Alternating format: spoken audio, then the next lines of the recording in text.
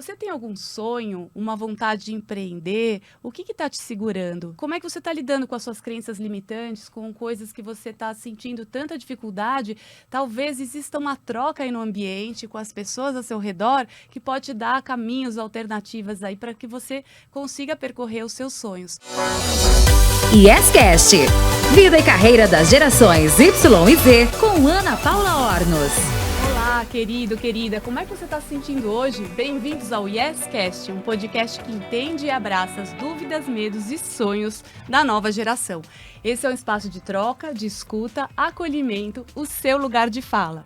E prepare-se, porque hoje o episódio está em dose dupla e bom demais. A conversa aqui será com dois pioneiros. Os sócios Rubens Stuck e Matheus Ferrareto começaram a sonhar bem cedo. Ainda não tinham nem saído da faculdade e já estavam dando seus primeiros passos rumo ao empreendedorismo. Um, engenheiro civil, o outro, arquiteto, observaram uma oportunidade no mercado e apostaram todas as fichas nela. Sem muitos recursos para investimentos, mas com muito sangue nos olhos e energia para trabalhar, Rubens e Matheus começaram uma jornada ousada e muito inovadora que resultou numa empresa de um sucesso exponencial. Para ter uma ideia do que os dois são capazes, a empresa deles, a Eco Flame Garden, já fez R$1 milhão em 24 horas durante uma Black Friday. Já foi destaque da Casa Cor e é consumida por famosos como Luan Santana e o Sorocaba. Em 2022, Rubens e Matheus foram destaque da lista Forbes de jovens talentos com menos de 30 anos de idade. Eu tô aqui com esses dois rapazes do interior de São Paulo que aproveitaram cada oportunidade entre altos e baixos das suas jornadas de uma forma muito intencional e inteligente.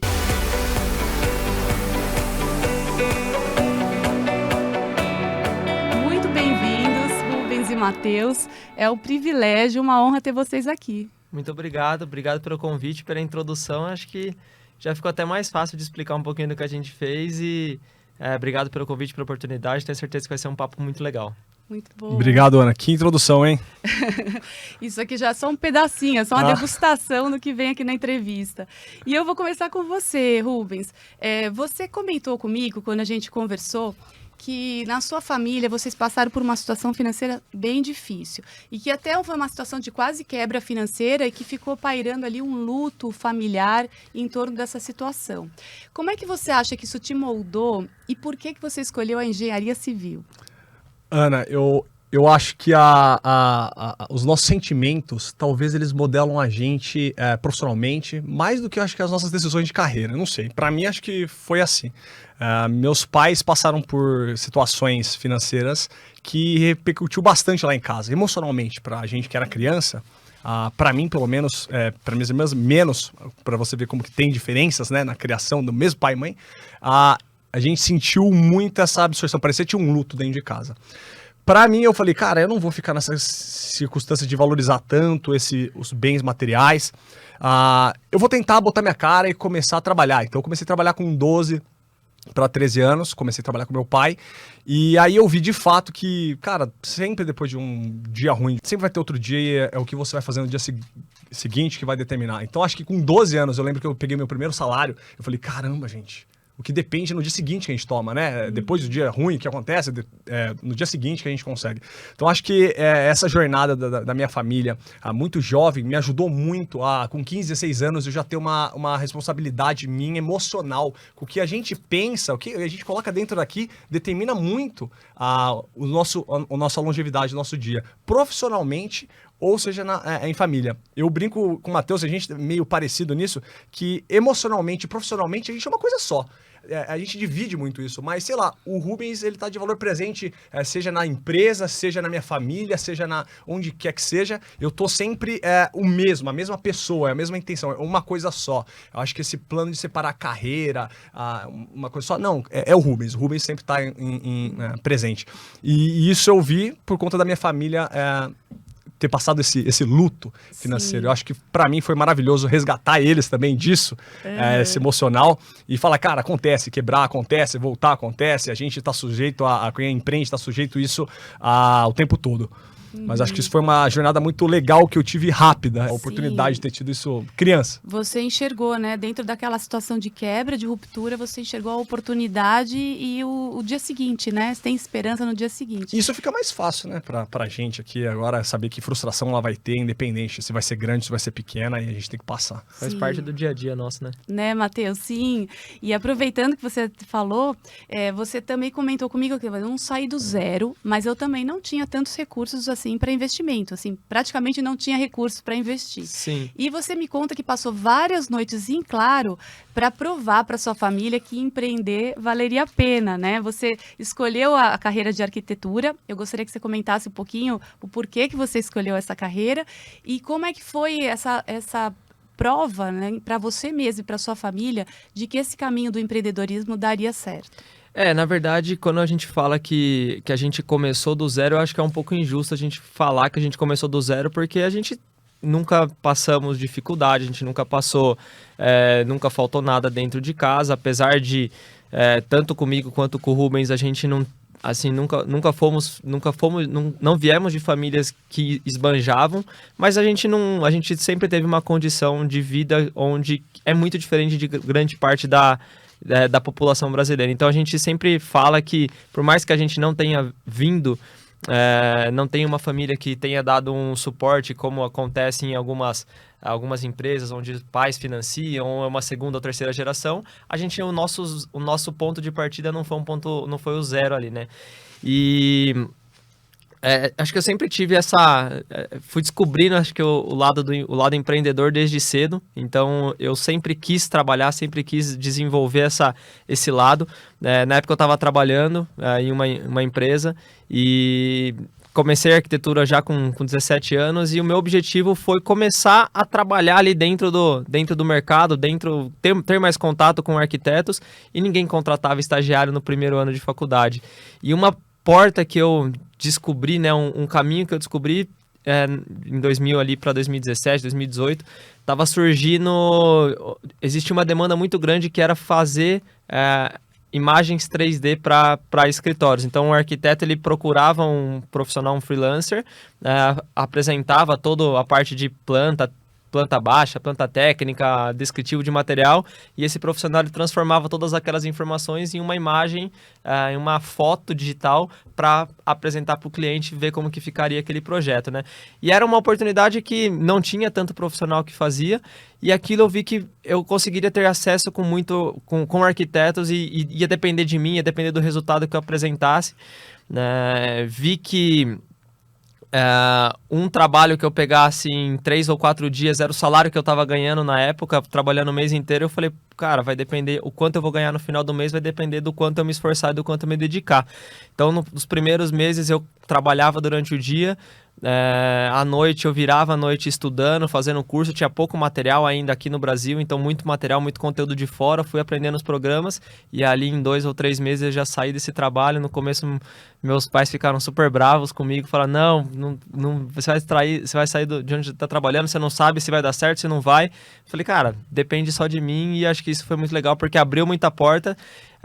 Inclusive conhecer o Rubens, acho que veio disso, né? A gente, já entrando um pouquinho na introdução de como a gente se conheceu, eu fui estagiário do Rubens e trabalhando com 3D, então eu acho que ter conhecido o Rubens, ter feito isso, acho que foi um divisor de águas na minha vida, e acho que é isso que veio desse momento de querer empreender, de correr atrás dos meus objetivos, correr atrás dos meus sonhos, e saber que dependia única e exclusivamente de mim. De você.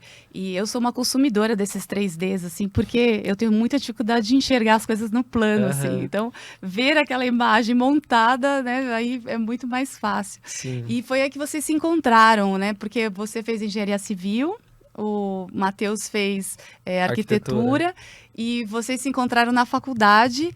Conta um pouco desse começo, e eu entendo assim que sociedade é um casamento, né? Então eu imagino assim que tem aí os momentos lindos de sociedade, deve ter também as DRs, né? Como que é viver em sociedade, assim? Conta um pouco o encontro e como é o caminho. Eu acho que eu e o Matheus, a gente tem perfis completamente diferentes, mas eu acho que valores completamente iguais. Eu acho que pode ser a maior complementariedade, né? Quando a gente tem valores e princípios parecidos e a gente tem maneiras diferentes de expressar e de olhar, a gente vira um só, mas com 2, 3 perspectivas, né? Eu acho que se fosse resumir a nossa sociedade é isso. Óbvio, os valores, mano, a gente tem um estilo muito parecido, tipo, eu casei muito cedo, o Matheus também casou muito cedo, a gente é muito caseiro, ele também é muito caseiro, então acho que a gente meio que é parecido nisso, mas com viés diferentes. Eu conheci o Matheus, eu tinha uns 19 anos, eu abri uma construtora, achei que eu sabia o que estava fazendo, e na época precisava de um arquiteto 3D, e o Matheus fazia faculdade, na mesma faculdade, eu não conhecia. Falei pro reitor, cara, eu queria um estagiário, o melhor arquiteto que tem aqui na faculdade. Me indica o melhor cara. Daí o cara falou, puta, eu já até sei. Não precisou nem cogitar. Eu falei, porra, o cara já conhece, já até sabe quem é. Aí passaram, ó, chega aí. Ele me mostrou, falou, aquele ali. Eu falei, não, beleza, bom, Matheus, amanhã você consegue ir lá na obra, lá conhecer? Daí, Matheus, consigo. Eu falei, porra. Disponível, né? Beleza. Acho que desde o primeiro dia que eu conheci o Matheus ele sempre foi muito... eu sempre vi isso, essa vontade dele de fazer, de mudar, que eu falava, cara, é bem parecido comigo. Eu nunca tinha visto outras pessoas que são assim. Eu olhava, nessa época eu já tinha alguns outros funcionários, mas eu falava, cara, esse cara é diferente. Esse cara, ele sempre ele acorda mais cedo, ele dorme mais tarde, ele sempre tá fazendo, não tem coisa que isso não é trabalho meu, isso é trabalho do outro. Então, eu vi algumas familiaridades, eu como empresário e ele como estagiário naquela época, eu já tinha era clara essa sensação de que ele era diferente e tinha visão, ele conseguia olhar muito mais. Então, acho que foi o que é engraçado isso, de ser de chefe para estagiário e hoje ser sócio, para mim é muito melhor. Eu divido muito mais responsabilidade, acho que não é na mesma empresa, a gente criou outra, mas a relação de sócio e sócio-funcionário, para mim, era assim, a gente tem uma frase, né? Sócio bom soma, sócio multiplica. Funcionário bom soma. Funcionário bom soma e sócio multiplica. Então, acho que desde sempre o Matheus multiplicou onde ele teve comigo, não tinha como não ser sócio desse cara. E eu acho que, complementando como que é a nossa sociedade, eu acho que, como o Rubens falou, a gente vem de valores, acho que muito parecidos. Então, teve um dia a gente estava falando com o Joel J na nossa loja, e ele falou assim, pô, vocês não são 2, vocês são 4, porque você é arquiteto e tem cabeça de engenheiro, e o Rubens é engenheiro e tem cabeça de arquiteto. Então, eu acho que a gente, apesar de, em alguns momentos, a gente ser muito parecidos, em alguns momentos a gente ser muito complementares, eu acho que no final das contas, acho que forma-se um casamento, se não perfeito, mas quase que perfeito. Porque, acho assim, não conheci acho que nenhuma pessoa que tem uma criatividade, uma rapidez, tanta quantidade de ideias e ideias, assim, muito legais, igual o Rubens tem. E acho que o que a gente consegue fazer, eu tento dar um suporte de transformar as ideias em um plano de ação. Então, eu acho que a gente consegue se complementar. Eu tenho certeza que se a Ecoflame ou qualquer outra ideia fosse só o Matheus, eu não teria a quantidade de ideias que surgem, entendeu? Então, eu acho que a gente tenta, no final das contas, e acho que assim, no final das contas, a gente tenta trazer, não passar dos valores individuais nossos para dentro da empresa. Acho que nada justifica o sucesso profissional e não justifica um insucesso pessoal, um insucesso na família. Então, isso eu acho que a gente sempre deixou muito claro dentro da nossa relação. Eu acho que a gente se respeita muito. Óbvio que em alguns momentos a gente tem opiniões divergentes, a gente tenta chegar em um melhor consenso. E a gente sabe que quando um ou outro... nem sempre a gente acerta, né? A gente às vezes toma a decisão errada, mas a gente sabe que foi tentando acertar, foi em prol da empresa, que não teve... foi em prol do que a gente acredita também. Então, eu acho que independente de qualquer coisa, o resultado ele vai ser positivo, porque a maneira de pensar é muito parecida. Bacana. O Matheus, o Matheus, ele tá correndo agora, e ele tá correndo, tipo, 21 quilômetros, sei lá, correndo pra caceta. E aí ele fala que, tipo assim, a gestão de você não ir muito afoito e coisa, controlar o ego, então acho que as vaidades, essas coisas, eu acho que são princípios, sei lá, filosóficos que a gente pratica muito. Tipo, cara, é menos ego, é olhar número, vamos usar o melhor de cada um. É difícil, às vezes a gente quer fazer uma coisa, mas quem é o melhor aqui pra poder? Quem vai determinar da maneira? Então a gente repassa não isso só pra gente, mas para o time. Quando a gente consegue replicar isso pro time, né, e ver novos talentos, né? Acho que começa a ficar muito mais fácil a relação interna, porque cada um tem o melhor para dar ali, né? E o que é difícil é a gente identificar, né? Aquele é o melhor disso e essa é a enxergar melhor. os talentos, Exato, né? de enxergar. E vocês acham que eu ia perguntar, qual é o segredo do sucesso de vocês? Porque vocês são pioneiros, inovadores, lançaram coisas assim extraordinárias que o mercado ainda não tinha, tiveram visão e montaram uma empresa tão jovens, né? O que vocês atribuem o segredo do sucesso aqui? Vai compartilhar com todo o Brasil o segredo do sucesso. De E aí, Matheus e Matheus? Rubens. E aí, Matheus? Olha, eu acho que o segredo do sucesso nosso, não sei se a gente pode chamar de sucesso ou não, mas eu acho que o segredo, o que a gente sempre teve, que eu sinto hoje que é diferente de grande parte das pessoas, eu acho que talvez seja a inquietude e saber que aonde a gente está, talvez não seja resultado de ações que a gente teve, talvez não depende da gente nesse exato momento, mas para onde a gente quer chegar, depende, né? Então, eu sei que se eu quero aprender um novo idioma, eu preciso sentar, estudar, consumir conteúdo, talvez viajar para um outro país. Então, assim, não adianta eu ficar sentado, deitado na minha cama e daqui 3 meses, 6 meses, um ano, eu falo assim, nossa, olha, não aprendi esse idioma novo, né? Então, eu acho que hoje em dia a gente tem tanto acesso à informação, a gente tem tanto YouTube, vídeo no YouTube, playlist, podcast, e-book, conteúdo, palestra, entrevista de qualquer pessoa sobre qualquer tema no mundo, que eu acho que só depende da gente. Onde a gente tá, para onde a gente quer chegar, depende do quanto a gente vai se esforçar para isso. Então, eu acho que talvez o segredo eu não vejo que a gente sei lá, pessoas brilhantes, gênios, que revolucionaram, que inventaram um novo sucesso, assim. Eu acho que a única coisa é que a gente, desde o começo, a gente sabia para onde a gente estava, para onde a gente queria chegar, e a gente sempre trabalhou muito, a gente sempre buscou muito, a gente sempre se dedicou muito. Então, a gente muitas vezes no final de semana, uma viagem, alguma coisa que tá em família, a gente tá conversando sobre uma ação. Muitas vezes, a gente chega mais cedo, sai mais tarde, vira à noite trabalhando. Então, e pra gente isso não é um fardo eu ter que trabalhar mais ou ter que fazer alguma coisa a mais, porque eu sei pra onde eu quero chegar. Então eu acho que isso talvez seja o segredo, ter essa força de vontade, ter essa resiliência, saber que, como o Rubens estava comentando no começo da conversa, que a gente vai ter problema, que problemas vão fazer parte do nosso dia a dia, cabe a maneira como eu vou reagir a esse problema, se eu vou abraçar esse problema e não tomar nenhuma ação, ou se eu já sei que ele vai fazer parte do dia a dia e eu vou tomar uma ação para que ele não aconteça de novo, ou que eu passe por esse problema, enfim.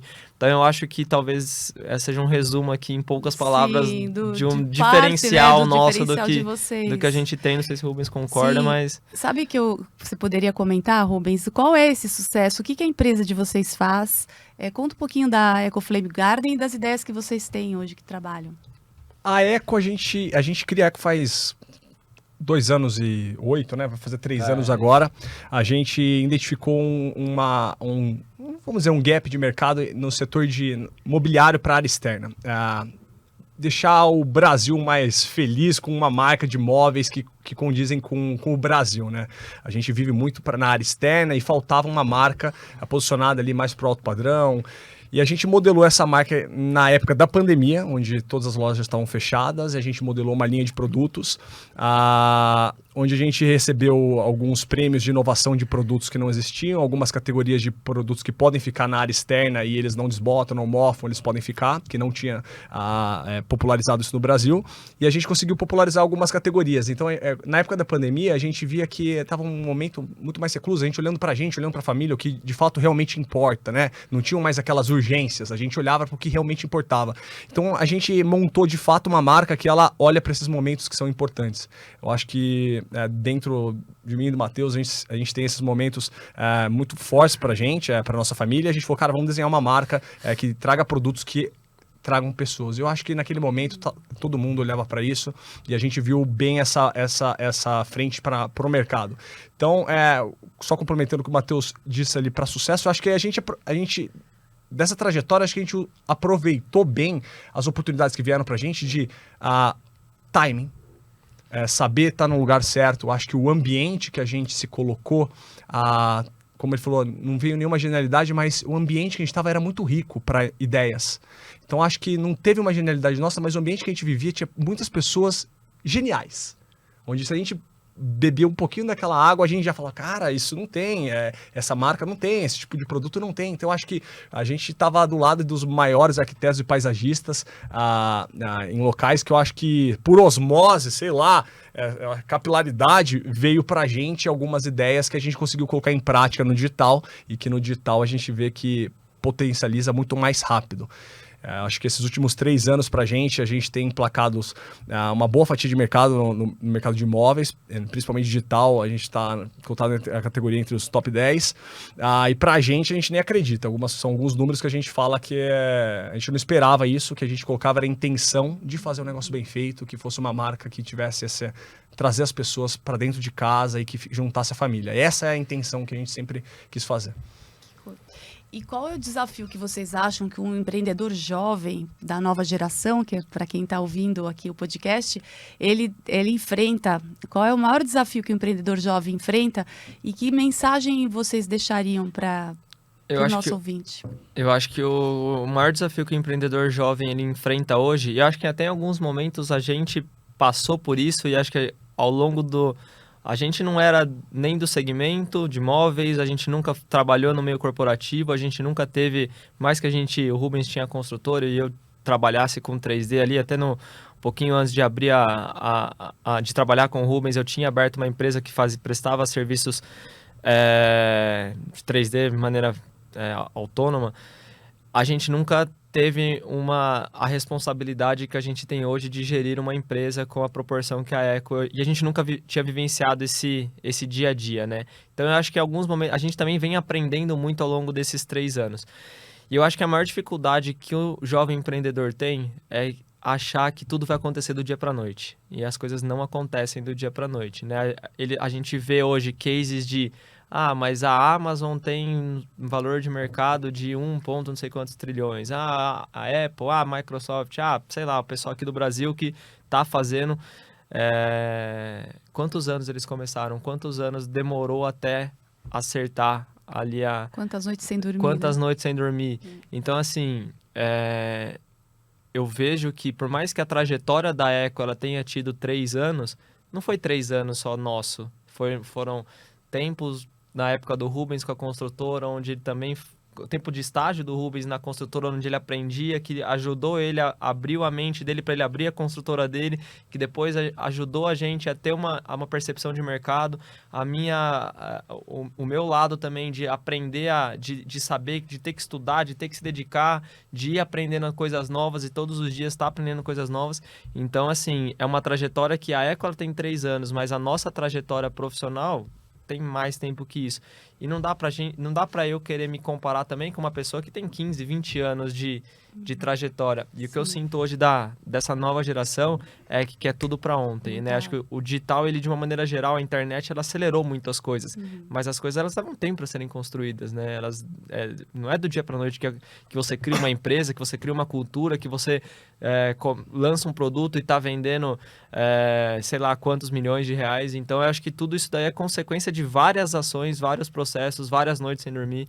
E tudo leva tempo. Eu acho que as coisas elas não são do dia pra noite que acontecem. Ter paciência e um passo de cada vez, né, Matheus? Eu acho que não precisa ser um passo de cada vez também, mas eu acho que... Mas eu acho que as coisas... Eu acho que a nova geração, ela é muito... ela quer tudo muito pra ontem. Imediatista, né? Muito imediatista. Eu acho que não é resiliente. Eu acho que a partir do momento que você pede alguma coisa a mais, já olha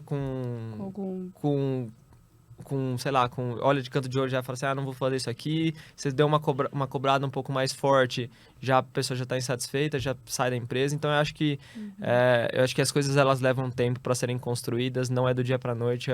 E a gente sente isso dentro da Eco, porque a gente tem um time muito novo também.